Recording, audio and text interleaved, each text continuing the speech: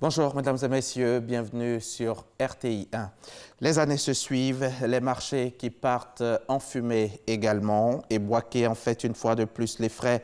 En ce début d'année 2020, les larmes des commerçants coulent de nouveau. Voilà un incendie qui ravage le marché de bois de la ville dans la nuit de samedi à dimanche.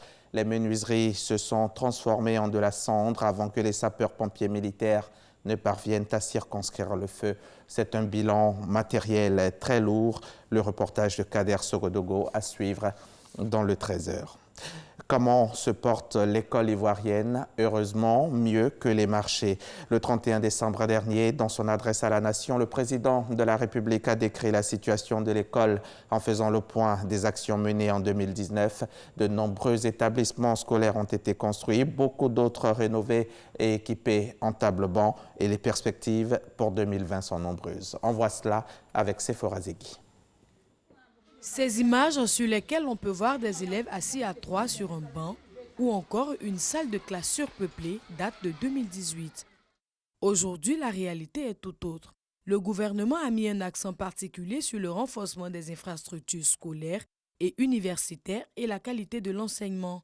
Pour que les élèves étudient dans de bonnes conditions, 33 698 salles de classe ont été construites dans le préscolaire et le primaire. Tandis que dans le secondaire, ce sont 277 lycées et collèges construits en 2011 et 2019. Dans son adresse à la nation du 31 décembre dernier, le président de la République l'a relevé.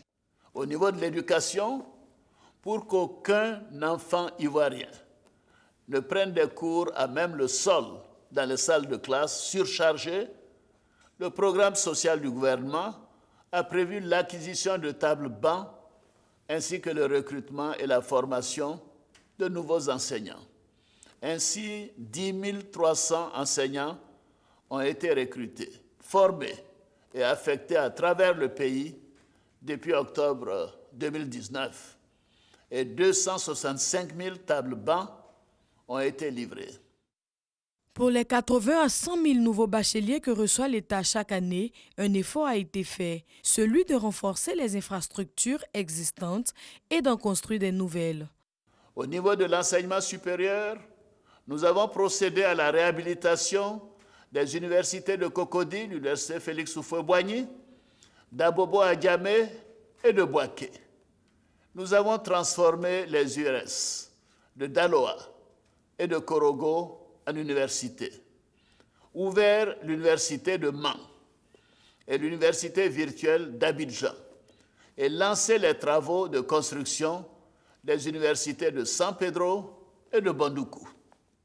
Ces engagements honorés par le président de la République Alassane Ouattara en faveur du secteur éducation-formation démontrent la volonté du gouvernement à rehausser l'image de l'école et à fournir des ressources humaines de qualité pour le développement socio-économique de la Côte d'Ivoire.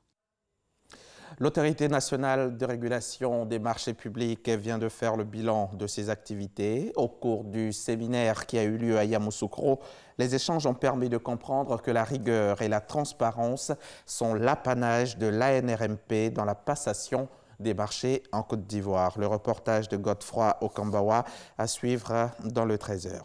Attaque terroriste dans le nord-est du Kenya. Les islamistes Shebab ont lancé très tôt ce dimanche 5 janvier un assaut contre une base américaine dans la région de Lamu vers 5h30, heure locale. Ils ont lancé une attaque suicide à bord d'un véhicule chargé d'explosifs contre une entrée de la base. Selon une source militaire, ils auraient tenté de percer l'enceinte autour des pistes aériennes. Des réservoirs d'essence ont pris feu, mais l'incendie aurait été maîtrisé. Les organisations internationales s'inquiètent de la situation en Libye où la Turquie veut envoyer des troupes en soutien au gouvernement d'union nationale confronté depuis le mois d'avril à une offensive des troupes du maréchal Khalifa Haftar, l'homme fort de l'Est libyen, en direction de la capitale Tripoli. Moussa Faki Mahamat, président de la Commission de l'Union africaine, appelle à une solution politique inclusive. Il demande à la communauté internationale de joindre ses efforts à ceux de l'Afrique pour une solution de sortie de crise. La dépouille du général Qassem Soleimani, tué jeudi en Irak par une frappe américaine, est arrivée dans son pays natal ce dimanche matin. Elle a été accueillie par une foule conséquente à Ahvaz, dans le sud-ouest du pays. En Irak, 2 attaques ont visé simultanément et ce samedi au soir l'ultra-sécurisée zone verte de Bagdad et la base aérienne de Balad, abritant des soldats américains. Le président Donald Trump a averti Téhéran que les États-Unis ont identifié 52 sites en Iran et les frapperont très rapidement et très durement si la République islamique attaque du personnel ou des objectifs américains.